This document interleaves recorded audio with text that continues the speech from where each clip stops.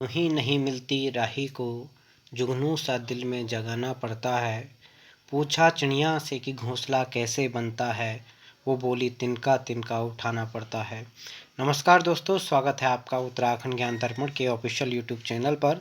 मैं राकेश नेगी एक बार पुनः आप सभी लोगों का स्वागत करता हूं। तो चलिए आज के श्रृंखला को आगे बढ़ाते हुए हमने उत्तराखंड से संबंधित प्रश्न का जो ये पीडीएफ बनाया है और आपके लिए काफ़ी उपयोगी होगा। पीडीएफ हम टेलीग्राम पर आपको निःशुल्क ही दिया जाता है, तो जल्दी से मैंने कहा था यूट्यूब चैनल को सब्सक्राइब कीजिए और अपना मूल्यांकन कीजिएगा। पहला प्रश्न है आपके पास, किस पंवार शासक ने श्रीनगर में एक गुरुद्वारे का निर्माण किया था? ठीक है, याद रखिए। तो आपका जो राइट आंसर क्या होगा ये याद रखिए, फतेह शाह। दोस्तों, फतेह शाह के शासनकाल में श्री गुरु राम राय क्या आए थे, देहरादून आए, और इन्हीं के शासनकाल में गुरुद्वारे देहरादून झंडा मेला जहाँ पर लगता है, देहरादून का नामकरण भी गुरु राम राय के नाम से ही प्रचलन में आया था। तो ये आपको ध्यान देना है। और फतेह शाह को कला का रक्षक भी कहा जाता है, और फतेह शाह ने अकबर के समान नवरत्न भी अपने दरबार में रखे थे। बाकी डिटेल मैंने कहा था चैप्टर बाय चैप्टर हम बात करेंगे।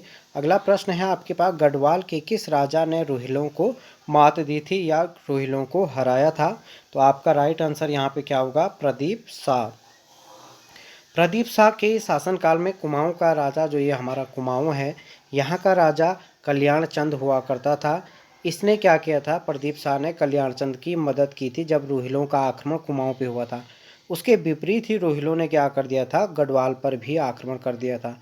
तो प्रश्न ये बनता है कि कुमाऊं पर रोहिलों का आक्रमण किसके टाइम पर हुआ था, कल्याण चंद चतुर्थ के टाइम पे, और गढ़वाल पर रोहिलों का आक्रमण किसके टाइम पर हुआ था, प्रदीप शाह के शासनकाल में। तो ये आपको याद रखना है, नोट जरूर कीजिएगा इसे भी।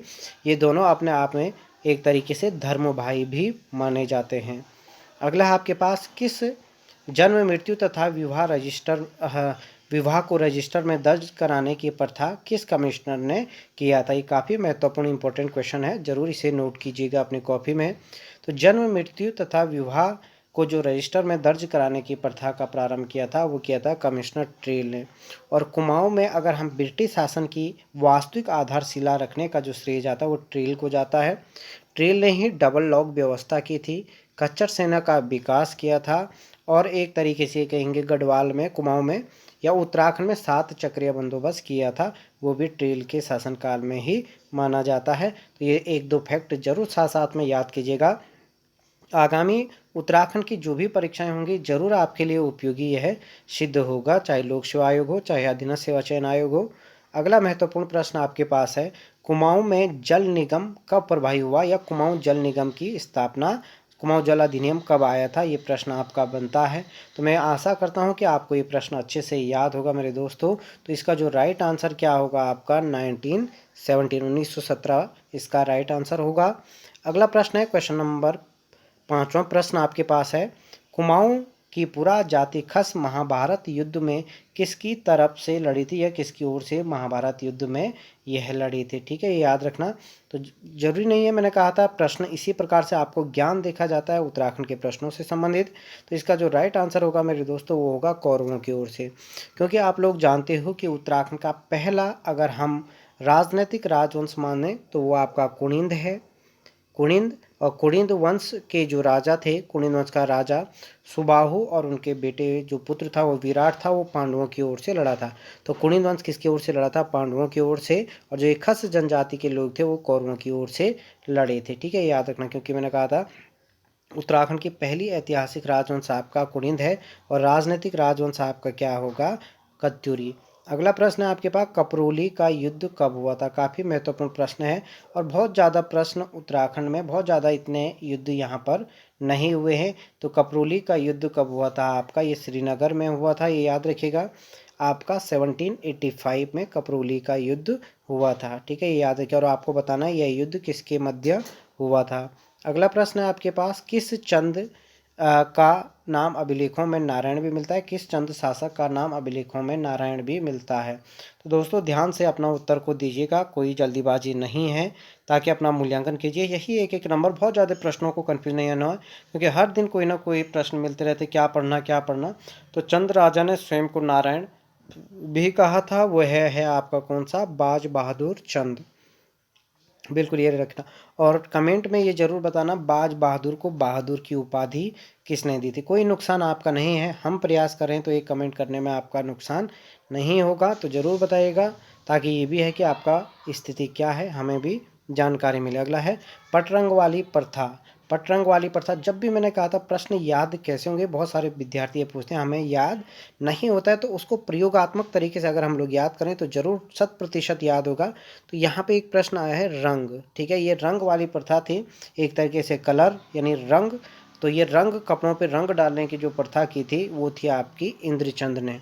इंद्रचंद ने ही पहला कारखाना चंपावत में खोला था, और ये रंग से ये बोलता था जितने झूठ बोलने वाली ये प्रथा थी, जितना झूठ को बोला जाए और उतने कपड़े रंग देंगे। तो ये पटरंग वाली एक तरीके से क्या थी, झूठ बोलने की प्रथा थी। अगला है टिहरी रियासत में वन विभाग की स्थापना कब हुई। आगामी परीक्षाओं के लिए बहुत मोस्ट इंपॉर्टेंट है कि टिहरी रियासत में वन विभाग की स्थापना कब हुई थी। तो आपने उत्तर चेक कर लिया होगा, ठीक है, अपना मूल्यांकन जरूर कीजिएगा। टिहरी रियासत में जो वन विभाग की स्थापना हुई थी वो हुई थी आपकी 1885 में। याद रखिएगा इसी टाइम पे भारतीय राष्ट्रीय कांग्रेस की स्थापना भी हुई थी। आपको याद रखना है 1868 में कुमाऊं में, अगर हम लोग बात करें कि कुमाऊं में क्या हुई थी, वन विभाग की स्थापना हुई। और 1869 में गढ़वाल में वन विभाग की स्थापना हुई थी। तो ये तीनों ही आपको याद रखना। आगे भी एक वन विभाग से संबंधित आपका प्रश्न जरूर बनेगा। अगला है आपके पास कोसी नदी का मैत्री युद्ध किसके मध्य हुआ था। कोसी नदी का मैत्री युद्ध, यह एक ऐतिहासिक युद्ध था मेरे दोस्तों, जो काफ़ी महत्वपूर्ण और इतिहास में एक नया मोड़ लाता है। तो कोसी नदी का मैत्री युद्ध हुआ था आपका ऑप्शन सी, त्रिमल चंद और महिपति शाह के मध्य। यह युद्ध आपका कब हुआ था, जल्दी से बताइएगा। यह युद्ध आपका कब हुआ था। ये शाहजहां का शासनकाल चल रहा था 1635 में, ये याद रखिएगा। और इस युद्ध में जब महिपति शाह की मृत्यु हो जाती है, तभी शाहजहां 1635 में ही गढ़वाल पर पहला आक्रमण भी करता है। और महिपति शाह युद्ध भूमि में मरने वाला पहला गढ़वाल का राजा है। दूसरा राजा जो मरा था वो प्रद्युमन शाह खुड़बुड़ा का युद्ध में मरा था। आपको कमेंट में एक उत्तर और बताना है, खुड़बुड़ा का युद्ध कब हुआ था, इसकी डेट सहित आपको कमेंट जरूर करना है। अगला प्रश्न है आपके पास, वास्तु शिरोमणि की रचना शंकर गुरु ने श्रीनगर पधारने पर की थी, उस टाइम पे राजा कौन था। ठीक है, याद रखिए। बहुत सारे प्रश्न कमेंट में ये भी आते हैं कि ऐसे प्रश्न बनते हैं, उन लोगों का कुछ भी कार्य नहीं होता है, केवल अभद्र टिप्पणियां करनी है। तो इन लोगों को घबराइएगा मत, निरंतर आगे बढ़ते रहिए। कि वास्तु शिरोमणि, यहाँ पे दो प्रश्न आपके बन गए, रचना किसने की थी, शंकर गुरु ने। और शंकर गुरु श्रीनगर किसके शासनकाल में आए थे। राइट आंसर क्या होगा आपका, श्याम शाह। ठीक है, ये याद रखना, राइट आंसर क्या होगा, श्याम शाह। अगला प्रश्न है आपके पास, बहुत ज़्यादा डिटेल में यहाँ पे नहीं बताऊंगा, ताकि मैंने कहा था एक प्रश्न ये भी है कि इनमें से कौन, तीन ऑप्शन ही दिए गए, इनमें से कौन सा राजा अलकनंदा नदी में डूबने से मर गया था, ये आपको याद रखना है। किस पंवार शासक ने कृषकों के लिए 12 आना बीसी व्यवस्था की थी। 12 आना बीसी व्यवस्था की स्थापना किस पंवार शासक ने की थी, जल्दी से बताइएगा इसका उत्तर। 12 आने, ये एक तरीके से भू व्यवस्था थी जो कराई गई थी। और दूसरी बार टिहरी रियासत में ये भूमि व्यवस्था कराई गई थी, किसके द्वारा, भवानी शाह के द्वारा। ठीक है, पहली बार टिहरी रियासत में जो वन विभाग की स्थापना हुई या टिहरी रियासत में भू व्यवस्था हुई थी, वो हुई थी आपके 1823 में, 1823 में। प्रश्न क्या बनता है, टिहरी में पहली बार वन बंदोबस्त कब हुआ था, इसका राइट आंसर होगा 1823 में, 1823 में, ये याद रखिएगा। अगला प्रश्न आपके पास, अंग्रेजों द्वारा देहरादून पर कब अधिकार किया गया। और ये देखिए, मैंने कहा था अगर कोई भी परीक्षा आप दे रहे हो तो वहाँ पे गोरखा शासन और ब्रिटिश शासन से संबंधित प्रश्न आपके लिए काफ़ी महत्वपूर्ण होंगे। तो इसका राइट आंसर क्या होगा आपका, 30 नवंबर 1814। और इसी दिन क्या हुआ था, ये याद रखिए, अंग्रेजों ने खलंगा दुर्ग पर अधिकार किया था। और ये खलंगा पर अधिकार कब किया था आपका, 30 नवंबर 1814। यदि कभी जाने का मौका मिले तो ज़रूर वहाँ पे देखिएगा लिखा क्या है। और ये काफ़ी ऐतिहासिक प्रश्न है अपने आप में, तो इसलिए याद जरूर कीजिएगा इसे। अगला प्रश्न आपके पास, कत्यूरी की राजधानी कार्तिकेयपुर से कत्यूर घाटी किसने स्थानांतरित की थी, जो ये कत्यूरियों की थी। तो कत्यूरी वंश का ये प्रश्न कई बार डाउट में पूछा गया है कि कत्यूरी और कार्तिकेयपुर वंश क्या हैं। तो देखिए, मैंने कहा था ये दोनों वंश एक ही थे, पहले ये कार्तिकेयपुर में रहे इसलिए इनको कार्तिकेयपुर कहा गया, और बाद में इन्होंने राजधानी कत्यूर घाटी ले गए, तो इन्हीं राजाओं को कत्यूरी भी कहा जाने लगा। तो कार्तिकेयपुर का जो अंतिम राजा था, ये याद रखिए, वो था सुभिक्ष राज। सुभिक्ष राज, और इसी सुभिक्ष राज का बेटा कौन था? आपका नरसिंह, जिसने राजधानी परिवर्तन की थी। अब कत्यूरी वंश का अंतिम राजा आएगा तो वो ब्रह्मदेव है। कत्यूरी वंश का अंतिम राजा ब्रह्मदेव है, और कार्तिकेयपुर में अंतिम राजा वो सुभिक्ष राज था। ये दोनों ही प्रश्न आपके यूकेएसएससी पूछ चुका है। तो मोस्ट इंपॉर्टेंट प्रश्न है। अगर इस लैंग्वेज में समझ में नहीं आए तो कमेंट में बता दीजिएगा, और भी व्याख्या हम आगे इसकी करके आपको बता देंगे। अगला है ध्युली पाथा या धर्म का पाथा नामक जो नापतोल इकाई का प्रचलन किया था, वो किसने किया था? ये याद रखिएगा, वो किया था आपका अजयपाल ने।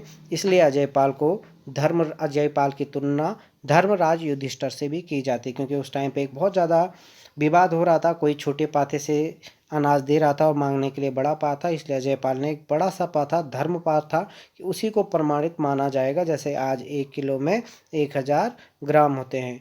कुमाऊं परिषद के 5वें अधिवेशन की अध्यक्षता किसने की थी? दोस्तों कमेंट में ज़रूर बताइएगा कुमाऊं परिषद की स्थापना कब हुई थी। मैं वही प्रश्न आपको दूंगा जो आयोग में आ चुके हैं या जिनके आने की संभावना है। ठीक है, ये याद रखिए, कुमाऊं परिषद के 5वें अधिवेशन की अध्यक्षता किसने की थी? आप लोग जानते हो कुमाऊं परिषद का पहला अधिवेशन कहाँ हुआ था? ये वाले तो ज़रूर याद कर लेना, कल पे मत छोड़िएगा। ये एक टॉपिक है जो आपको याद करना ही होगा। तो कुमाऊं परिषद का 5वें अधिवेशन की अध्यक्षता किसने की? बद्रीदत्त पांडे ने। मैं इस पर पूरी चर्चा यहाँ पे नहीं करूँगा क्योंकि वीडियो लंबी हो जाएगी। कुमाऊं परिषद की स्थापना कहाँ हुई, इसका पहला अधिवेशन कहाँ हुआ, और ये बद्रीदत्त जो ये 5वां अधिवेशन हुआ था वो कहाँ हुआ था, इनको कमेंट में एक बार रिवाइज कर लेना, फ़ायदा ही आपको मिलेगा। ठीक है, वीडियो को शेयर और लाइक जरूर कीजिएगा, आगे बढ़ाते रहना ताकि इस तरीके की वीडियो आपको मिलती रहे। अगला है मक्कूमठ किस जिले में स्थित है? दोस्तों रावणशिला के बगल पर जनपद रुद्रप्रयाग में मक्कूमठ है। ये याद रखिए, रावणशिला और मक्कूमठ एक साथ याद कीजिए। और एक प्रश्न आपका बनता है, रावण की तपस्थली वैराज कुंड कहाँ स्थित है? तो वैराज कुंड मेरे दोस्तों चमोली में स्थित है। ये दोनों ही प्रश्न आपके बन चुके हैं, तो ये चीज़ जरूर याद रखिएगा। अगला प्रश्न है, हिमालय की द्वारिका के नाम से किसे जाना जाता है? तो हिमालय की द्वारिका के नाम से किसे जाना जाता है, जल्दी से बताइएगा। तो ये है आपका राइट आंसर, द्वाराहाट। बाकी मैंने कहा था बागेश्वर को क्या कहा जाता है? आप लोग गोल्डन वैली या सुनहरी घाटी के नाम से बागेश्वर को, या तीर्थराज प्रयाग भी कहा जाता है। रानीखेत को मेरे दोस्तों पर्यटकों की नगरी कहा जाता है। कौसानी को बलना के नाम से जाना जाता है। ये याद रखिएगा। इसी तरीके से प्रत्येक प्रश्न में, प्रत्येक ऑप्शन में आपका एक ना एक उत्तर है, और आप तैयारी कर रहे हो तो बेहतर फायदा आपको इसमें होगा। अगला है आपके पास भुवनेश्वरी देवी मेला उत्तराखंड में कहाँ लगता है? तो भुवनेश्वरी जो देवी मेला लगता है वो आपका पौड़ी में है। भुवनेश्वरी सिद्धपीठ कहाँ है? तो वो भी आपका पौड़ी में है। भुवनेश्वरी महिला आश्रम कहाँ है? तो वो है आपका कहाँ पे? टिहरी में। भुवनेश्वरी महिला आश्रम टिहरी में है। इसकी स्थापना कब और किसके द्वारा की गई थी, जरूर कमेंट में मुझे बताइएगा, ताकि ये लगे कि आपकी तैयारी क्या है। अगर नहीं पता तो भी बता देना, कमेंट में आपको उत्तर मिल जाएगा।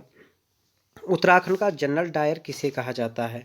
ठीक है, ये याद रखना। तो जनरल डायर की एक घटना हुई थी, और ये जनरल डायर किससे संबंधित है? भारत का जनरल डायर आप लोग जानते हो। एक घटना हुई थी, कौन सी आपकी? 13 अप्रैल 1919 को कौन सी घटना हुई थी, ये आपको कमेंट में बताना है। बाकी जनरल डायर जो उत्तराखंड का जनरल डायर चक्रधर जुयाल जी को कहा जाता है, चक्रधर जुयाल को। और ये इसलिए कहा जाता है क्योंकि एक तिलाड़ी कांड हुआ था। तिलाड़ी कांड कब हुआ था ये भी आपको याद रखना है। ऐसे प्रश्न जोड़िएगा। अगला है आपके पास क्वेश्चन नंबर 21, गणेश, नारद, मुचकुंद और व्यास स्कंद गुफाएं, पंच गुफाएं कहाँ स्थित है? तो ये तो आपको, अगर आप तैयारी कर रहे हो तो बेहतर तरीके से आपको याद होगा। ये बद्रीनाथ के समीप स्थित है, जनपद चमोली में। ठीक है, याद रखिए, बद्रीनाथ के समीप जनपद चमोली में। फांसी गदेरा, ये माना जाता है कि जब ब्रिटिश शासनकाल में किसी पर एक टाइम पे 1857 की क्रांति हुई थी, तो उस टाइम पे किसी पर भी मार्शल लॉ कुमाऊं पे जब लग गया था, कुमाऊं में मार्शल लॉ लगा दिया था रेमजे ने, तो उस टाइम पे किसी पर भी क्रांति का संदेह होने पर उसे फांसी दे दी जाती थी। तो उसी टाइम से ये फांसी गदेरा प्रसिद्ध है। आज उत्तराखंड के नैनीताल जिले में, ये याद रखिए, हल्द्वानी नैनीताल में। अगला है आपके पास क्वेश्चन नंबर 23 है, उत्तराखंड के किस स्थान को रंग संस्कृति के लिए जाना जाता है? क्वेश्चन नंबर 23 है, उत्तराखंड के किस स्थान को रंग संस्कृति के लिए जाना जाता है? तो वह आपका दारमा घाटी। आप लोगों को याद होगा दारमा, ब्यास, और आपका दारमा ब्यास जो ये घाटियां हैं ये आपका पिथौरागढ़ में है। चिनाब घाटी आपका कहाँ पे है, चमोली में। हापला और चिनाब घाटी आपका कहाँ पे है, चमोली में। नेलंग और जेलंग घाटी आपके उत्तरकाशी में, तो ये याद रखिए। और एक जोहार घाटी भी आएगा, दारमा, जोहार और ब्यास घाटी नोट कर लेना, पिथौरागढ़। और नेलांग जेलांग घाटी उत्तरकाशी में, हापला चिनाब घाटी ये कहाँ पे है, चमोली में। अगला है आपके पास, अगला प्रश्न है छमुना पातर क्या थी। ठीक है, याद रखिए छमुना पातर क्या थी। तो ये थी दोस्तों कत्यूरियों की एक नृत्यांगना थी जिसका नाम क्या था, छमुना पातर। एक याद ये रखना, जसुली सुक्याणी भी पूछा जाता है, जसुली सुक्याणी। यहीं पे आपको याद करना है जसुली सुक्याणी का संबंध किससे है, ये कौन थी, इसके बारे में कहीं ना कहीं हमारे फेसबुक या यूट्यूब पे इस जसुली सुक्याणी की हमने व्याख्या जरूर किया होगा, तो ज़रूर कमेंट में इसे भी आप लोग बताइएगा। अगला है उत्तराखंड राज्य आंदोलन पर केंद्रित फिल्म। अभी एक फिल्म और बनने वाली है जो उत्तराखंड राज्य पर है, तो लेकिन जो बनी हुई फिल्म है उत्तराखंड राज्य पर केंद्रित फिल्म, उसका नाम क्या था। ठीक है, तो वो है आपकी कौन सी, तेरी सौं। ठीक है, याद रखिएगा। अभी हाल ही में लता मंगेशकर जी की मृत्यु हुई है, आप लोग जानते हो, वो डेट भी जरूर याद रखना। लता मंगेशकर की मृत्यु कब हुई, उनको भारत रत्न कब दिया गया था, ये याद रखना। और उत्तराखंड के कौन सा गढ़वाली गाना उन्होंने गाया था, तो कमेंट में ज़रूर बताइएगा, काफ़ी आनंद आपको आएगा अगर पढ़ोगे तो। अगला प्रश्न है मेरे दोस्तों, लंधौर छावनी। ठीक है, याद रखिए, मैंने एक ट्रिक के माध्यम से भी आपको बताया था। डाल, DAL डाल ने रचा रानी लेक का इतिहास। रानी कक्षाओं में मैंने कई बार बताया है लेक का इतिहास, लेक का इतिहास। तो ये देहरादून छावनी, अल्मोड़ा छावनी, लंदौर छावनी, नैनीताल छावनी, रानीखेत छावनी, चक्राता छावनी, लेंसडाउन छावनी, क्लेमेंट टाउन और रानीखेत, इस प्रकार से मैंने आपको बताया है। ये लेक यानी लेंसडाउन, रानी पे रानीखेत। तो यहाँ पे अभी मैं ज़्यादा पूरा डिटेल नहीं बताऊँगा, इन ट्रिकों की ही आपको वीडियो बताया जाएगा। तो लंधौर छावनी आपकी कब है, 1836 में। और ये लंधौर छावनी आपकी कहाँ पे है, मसूरी में। कहाँ पे होगी, मसूरी में। Chandi Prasad Bhatt, most important question, Chandi Prasad Bhatt ji से संबंधित उनका जन्म कब हुआ, इन्होंने क्या क्या कार्य किया था। इनको Padma Shri, Padma Vibhushan, global award, Indira Gandhi Priyadarshini award या गांधी शांति पुरस्कार कब दिए गए, ये बहुत सारे पुरस्कार, इनको पद्म भूषण कब दिया गया, इस प्रकार के प्रश्न बनते हैं, तो ये आगे पे मत छोड़िएगा। तो अभी का जो प्रश्न है मैं ज़्यादा इसमें चर्चा ना करके, चंडी प्रसाद भट्ट को पद्म भूषण कब दिया गया था, 2005 में। राइट आंसर आपका होगा 2005। ठीक है, याद रखिए, राइट आंसर क्या होगा, 2005। अगला प्रश्न की ओर हम लोग बढ़ते हैं, ये याद रखिए। अगला प्रश्न, एक मिनट टूल लेने दीजिए। ठीक है,